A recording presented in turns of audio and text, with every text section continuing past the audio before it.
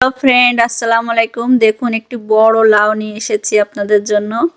এই বড় লাউটি একটি বড় মাছ দিয়ে আমরা রান্না করে দেখাবো। দেখুন কত সুন্দর। এবার বড় করে আমরা কেটে নেব। এটা বড় থেকে একটু ছোট করে কেটে নেব। 4 ভাগ করে নেব। 4 ভাগ করে আমরা এটা, এই যে 4 ভাগ হয়ে গেল। এবার আমরা ছুলে নেব। আস্তে করে এরকম হালকা হালকা করে ছুলতে হবে, যেন সবুজ অংশটা অবশ্যই থাকে। এই যে পিছনে এরকম সবুজ সবুজ ভাবটা থাকবে। পুষ্টিবিদ আয়েশা সিদ্দিকী বলছেন যে খাবারের অবশ্যই সবুজ অংশটা থাকতে হবে, তাহলে পুষ্টিমান সম্মত বিদ্যমান থাকে। এমনকি আমরা ট্রেনিংয়েও জানতে পারছি কিভাবে পুষ্টি ও মানসম্মত খাবার রান্না করতে হয়, সেটা আমরা শিখছি। সেটা আপনাদের টিপ সহ আপনাদের সাথে শেয়ার করব।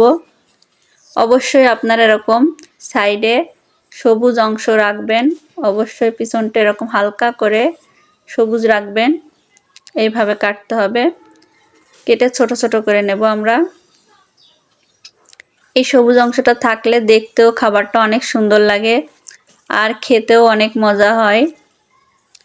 আর এই যে আমরা পানির ভিতরে আসলে খাবারটা রাখি কেটে, এটাও ঠিক না। কুটার আগে অবশ্যই আমাদের ধুয়ে নিতে হবে, তাহলে পুষ্টিমান বেশি থাকবে। এই যে দেখুন এরকম সবুজ সবুজ থাকবে। অবশ্যই সুন্দরভাবে এরকম সবুজ রাখতে হবে। সবুজ অংশটা এরকম সবুজ যত থাকবে তত কিন্তু লাউটা বেশি সুন্দর লাগবে আর বেশি টেস্ট হবে। যে কথা বলছিলাম, আসলে এরকম পানিতে কুটে রাখলে এর যে কষ আর এর যে ভিটামিনটা বের হয়ে যায়। এজন্য আমরা কুটার আগে দরকার হলে ধুয়ে নেব, তারপরে কুটে পানিতে রাখবো, তাহলে পুষ্টিমানটা সঠিক থাকবে। আমি আপনাদেরকে এই যে দেখে দিচ্ছি, এইভাবে আমরা ছোট্ট ছোট্ট করে কুটে নেব। আসলে আমরা মনে করি কি যে কেমন লাগে, এই জন্য আমরা একটু ধুয়ে নিই। কিন্তু আসলে পুষ্টি মানটা যদি সঠিকভাবে পেতে হয়, তাহলে অবশ্যই আমাদেরকে এই ধোয়া থেকে বিরত থাকতে হবে। কুটার আগে ধুয়ে নিতে হবে, তারপরে কুটতে হবে। এই যে বাকি অংশটা আমরা আরেকদিন আপনাদের রান্না করে দেখাবো। আর এই যে দেখুন কত বড় মাছ। এবার বড় মাছটাকে আমরা সুন্দরভাবে কেটে নেব। বড় মাছটি কেটে ধুয়ে পরিষ্কার করে নেব। এই যে দেখুন, তার থেকে কিছু পিস আমরা নিয়ে নিয়েছি। দেখুন কত বড় বড় পিস হয়েছে। আসলে খুবই সুন্দর। বড় পিসগুলো দেখতেও ভালো লাগে আর খেতেও অনেক ভালো হয়, কাটা হয় না। আমরা আসলে এত বড় পিস রাখিনি, কিছু ছোট ছোট করে নিয়েছি। এই যে দেখুন অর্ধেক করে নিয়েছি, তারপরেও অনেক বড় বড় পিস হয়েছে। এরকম অর্ধেক থাকলে আসলে রান্না করতে সুবিধা হয়। বড় মাছ বড় পিস করে রান্না করতে একটু ঝামেলা হয়, তার জন্য আমরা অর্ধেক অর্ধেক করে নিয়েছি। আর পিসগুলো অনেক বেশি হয়েছে। চলুন আমরা এবার রান্না করি। প্রথমে কড়াইতে তেল দিয়ে দেব। এবার আমরা মশলা দিয়ে দেব। ব্লেন্ডার করা মশলা দিয়ে দেব। এর ভিতরে আমরা মরিচ দিয়েছি, কাঁচা মরিচ, পেঁয়াজ, রসুন, জিরে দিয়ে একসাথে বেটে নিয়েছি। এবার এর সাথে আমরা পরবর্তী সবকিছু যোগ করব। লবণ, হলুদ, ধনের গুঁড়ো। লবণ দিয়ে দিলাম আমরা 2 চা চামচ মতো। এবার হলুদ দেব।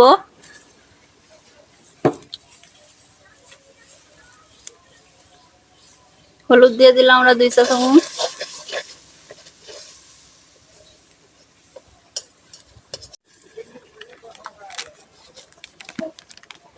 একটু ধনের গুঁড়ো দিয়ে দেব সামান্য, কারণ আমরা এখানে ধনের পাতা ব্যবহার করব।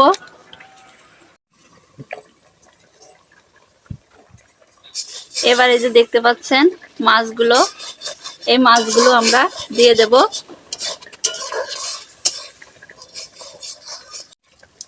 এবার আমরা মাছগুলো দিয়ে দেব।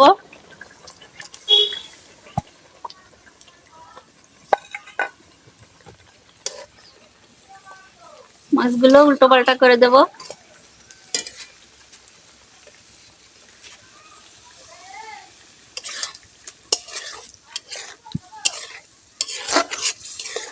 দিয়ে সুন্দর করে মাছটা নুনাশ করে নেব আমরা।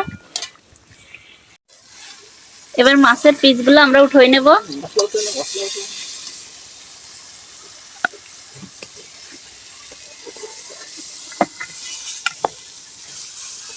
মাছের পিসগুলো আমরা একে একে উঠিয়ে নেব।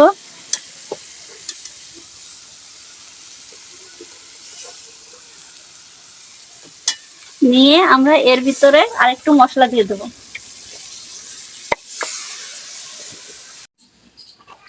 এবারে যে আমরা আরেকটু মশলা দিয়েছি, এই মশলাটা আমরা ম্যাশ করে নেব। ম্যাশ করে নিয়ে তারপরে আমরা এখন আমরা একে একে লাউগুলো দিয়ে দেব।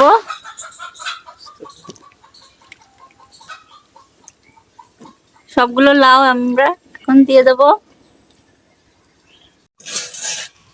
যে লাউগুলো দিয়ে এখন আমরা সুন্দরভাবে লাউগুলো ম্যাশ করে নেব।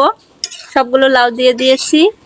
এখন লাউগুলো এই যে এরকম সবুজ সবুজই আছে দেখুন।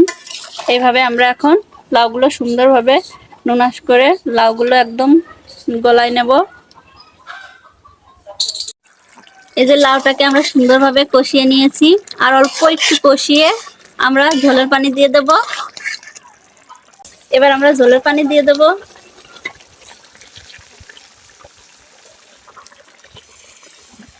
ঝোলের পানি দেওয়া হয়ে গেলে এই যে ঝোলের পানি দেওয়া হয়ে গেল। এখন আমরা এই যে এই মাছ বলক উঠলে আমরা মাছ দিয়ে দেব।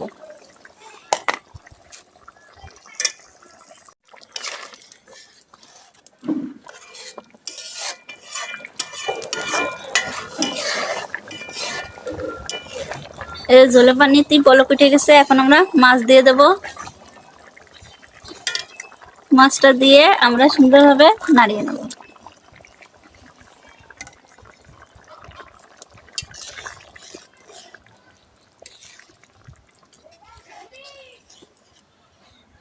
এখন আমরা আরেকটু বলক হওয়ার পরে আমরা নামাই নেব। এবার আমরা একটু সুন্দর করে ধনেপাতা ছিটাই দেব। দিলেই হয়ে গেল। এই যে আমরা নামিয়ে নিয়েছি, দেখুন কত সুন্দর কালার আসছে আর কি সুন্দর লাগছে। এভাবে আপনারা বাসায় একবার বানিয়ে দেখুন। আর রাজ্জাকু বাংলা ফুড চ্যানেলটি সাবস্ক্রাইব করে আমার পাশে থাকুন। আমি শেফ সাবিনা ইয়াসমিন সীমা। আমার চ্যানেলে আরও ভিন্নধর্মী অনেক রান্না আছে, আপনারা দেখে আসবেন। আপনাদের আমন্ত্রণ রইল দেখে আসার। খুবই টেস্টি এবং খুবই মজা হয়েছে।